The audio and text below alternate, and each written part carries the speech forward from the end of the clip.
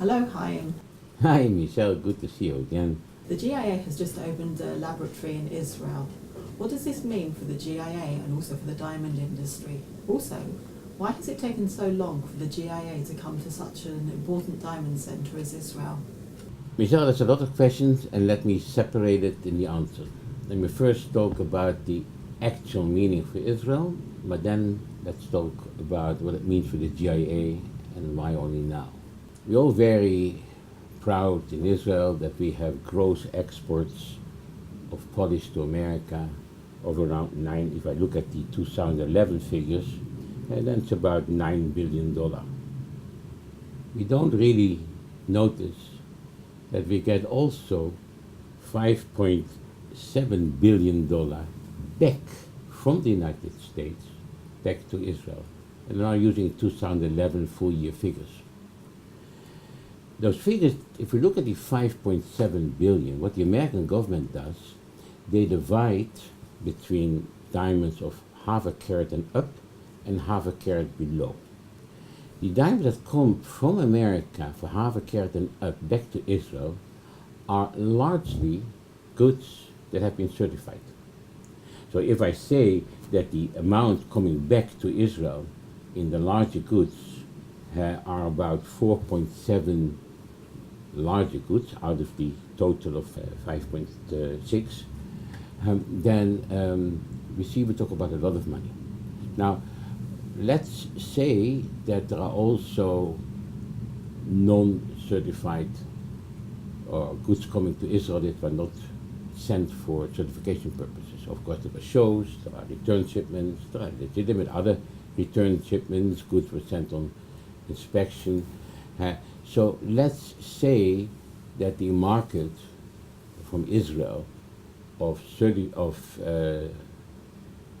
annual certification, the GIA, is somewhere in the area of $4 billion.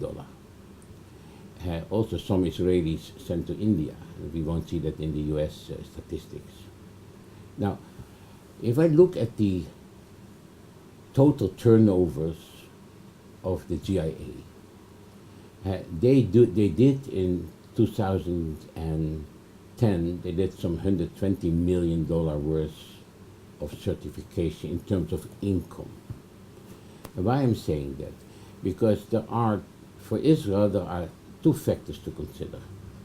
The cost for a certificate, which doesn't change whether it is in America or in Israel, and the extra cost of sending to America.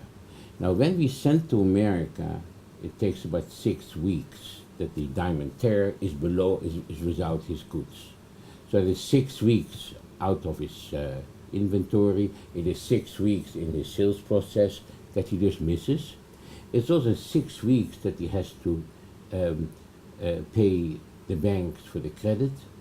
It is also there are further costs for shipment, for insurance, all kinds of other commissions.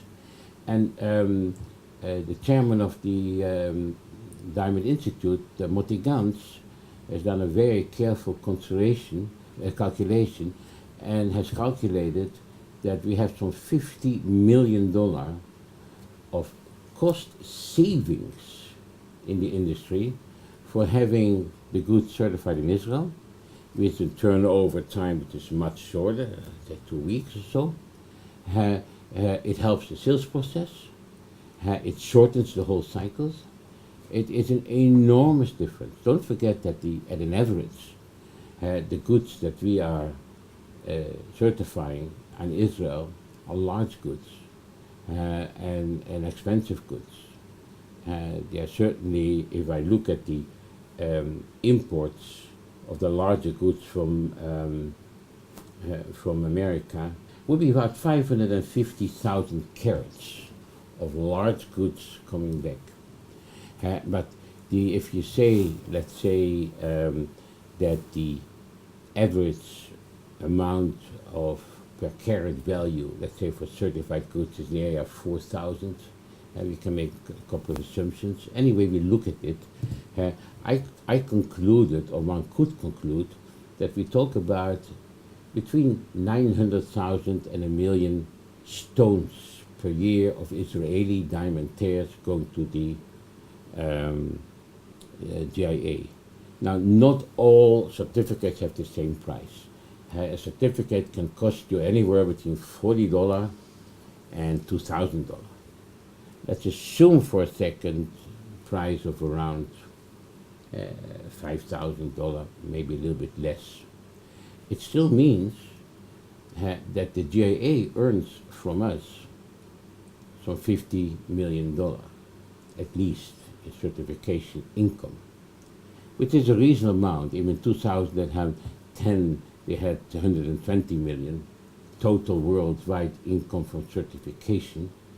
They had more income because of fees of tuition. The total income of the GIA in 2011 was 160 million.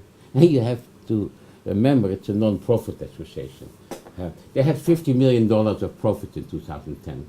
So if a non-profit association does $50 million without trying to make profits, then we only have to hope that they remain non-profit and not one day get up in the morning and say we are going to make profits, because then of course the sky is the limit. And you can say to me, Chaim, why GIA? There are so many other labs. And I'll tell you, Michelle, there's a difference between the other labs and the GIA. The other labs do certificates, they produce certificates that you use for the selling process. The GIA produces money. As soon as you have a diamond with a GIA certificate, the diamond is worth more in the market. It gets a premium. To me, the GIA is almost like the Bureau of Engraving in Washington that prints dollars. The certificate of the GIA produces dollars. You can say, but other certificates do that as well, not to the same extent. There's a problem with this, by the way, because to the retailers it doesn't really make all that much of a difference. So the trade pays more for diamonds with a GIA certificate, but the retailer doesn't really get that premium because the consumer doesn't really know that much of a difference.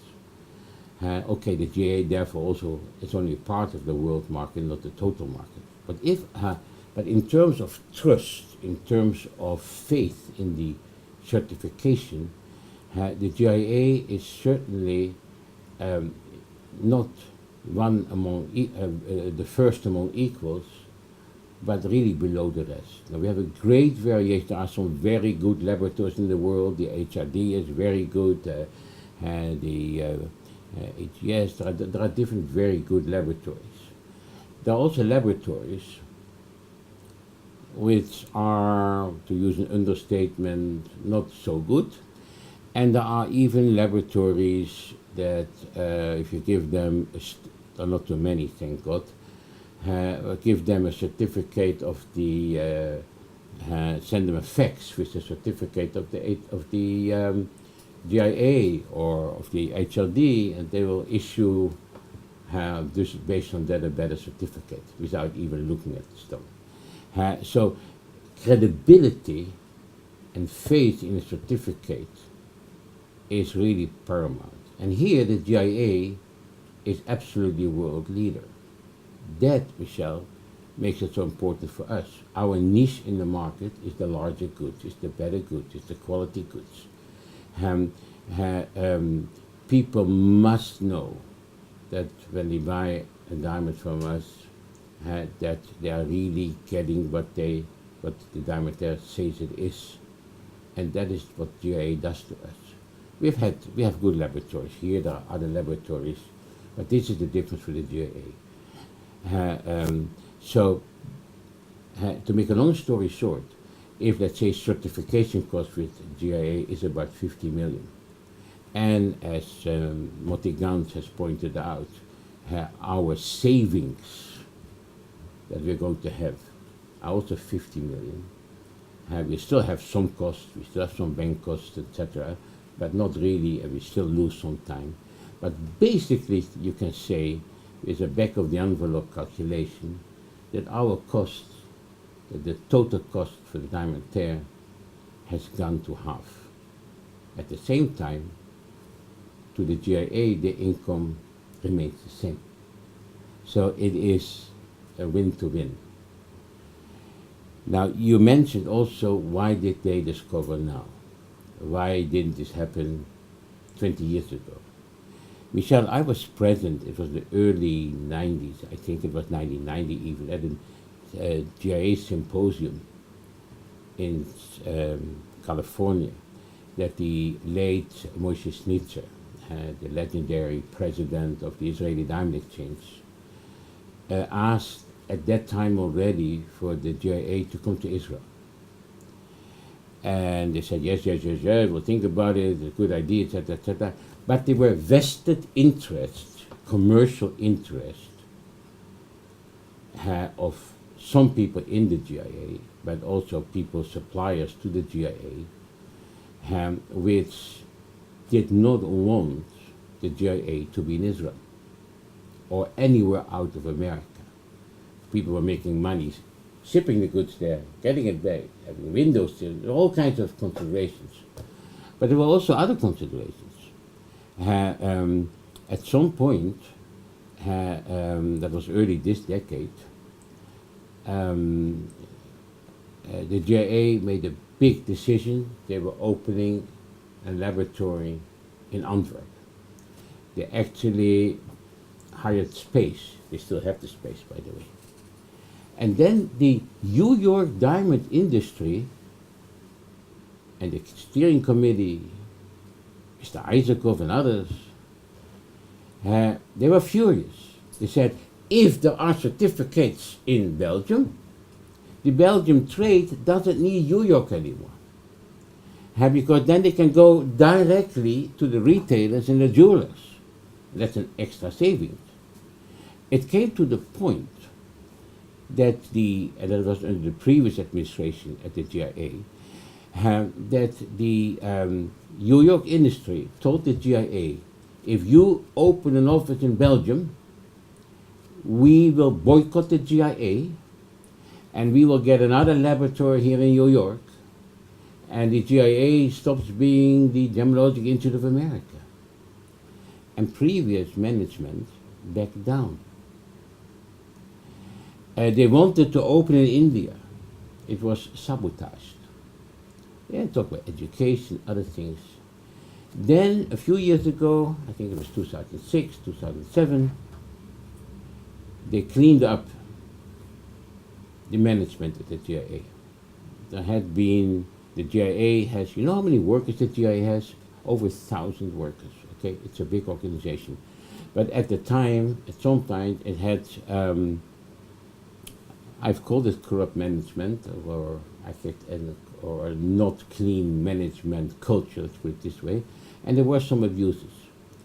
2006, 2007, Donna Baker became the president of the GIA, and she changed everything. She changed the culture. She absolutely got rid of abuses. She restored the traditional high face that people always had in the GIA and what had been eroded for a few years, but was able to restore it and strengthen it. And then she did something else. She said, I go international. And there were changes in the board. There are also more international people in the board. She got support of the board, and she did it. She went international. She went to Botswana. She went to India. And she came to us. If she could have come earlier, believe me, she would have to. But she is a skilled manager, and I would almost call her skilled diamond politician as well. She knew when the timing was right, and then didn't hesitate a moment. Don't underestimate how difficult this is. It is difficult for all kinds of reasons. One of the reasons that were given in the past why the GIA did not want to be in other countries is because they believed they may not be able to control the quality. That an Indian certificate may not be the same as an American certificate, or that an Israeli they needed to change, and she did that, the entire supervision system. And she needed to synchronize. Also in Israel, it will take time to come to full capacity. And that is not because of an unwillingness, and I hope that the Israelis will have the patience to understand this, but it is because it takes time to train the people. It takes time to assure that they are at the GIA standard. So at the moment we have a lot of people from America coming and working here, but in the end, local people need to be trained. It isn't perfect, and there have been some problems in India, and there probably will be, and we'll have problems in Israel as well. But they have good systems in place to synchronize. And they do, they send diamonds, the same diamonds, to different GIA labs under different, call it fake names, to test if they get the same results in India as they get in New York, as they get in Carlsbad, and etc. I mean, they are all the time, and they're spending enormous amounts of effort and money to synchronize. We need the patience, and we need also understanding that it's difficult. And we also have to understand that this is also one of the legitimate reasons, of course, that it took time to gradually internationalize. But to me, what happened this week, the opening here of the GIA, is of tremendous importance. It is of tremendous importance also to the GIA, because it will become truly the best international certificate, and it will help us, all of it. It helps to maintain the standard, and it helps to maintain the trust of our customers. And since we are in the large goods market, to us this is far more important than almost any other center. So this is good for the GIA, it's good for the Israeli industry, it's good for consumer confidence. It's really a win-win. Yes, some people may lose, because the 50 million savings, that is commission, that is insurance, that is transport, etc. But those are excesses which should not have been paid to begin with. It also will increase our competitive position, because when you have less expenses, you can be more competitive in the market when you sell diamonds. So it's good. Michelle, this is a good story. It's just a good story with no hedging and no qualifications. Good day for everybody.